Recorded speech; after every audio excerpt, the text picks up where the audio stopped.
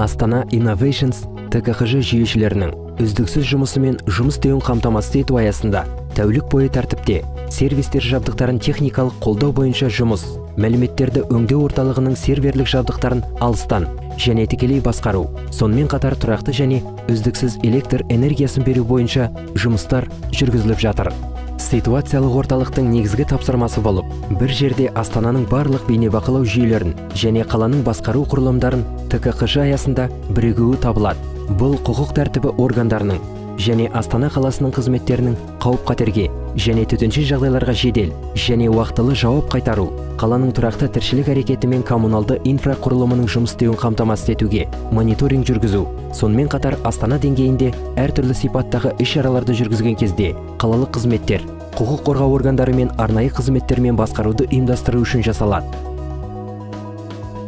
Астана Innovations берілген ситуациялық орталықтың еңбекке қабілеттілігін қамтамасыз ету мақсатында келесідей жұмыстар атқарылды. Бейнебақылау операторлары үшін заманауи компьютерлік жабдықтары бар жұмыс орындарын ұйымдастыру, көзбен шолу, статикалық бақылауға арналған 2 бейне қабырғаларын орнату және іске қосу, қалалық телефон байланысын қосу,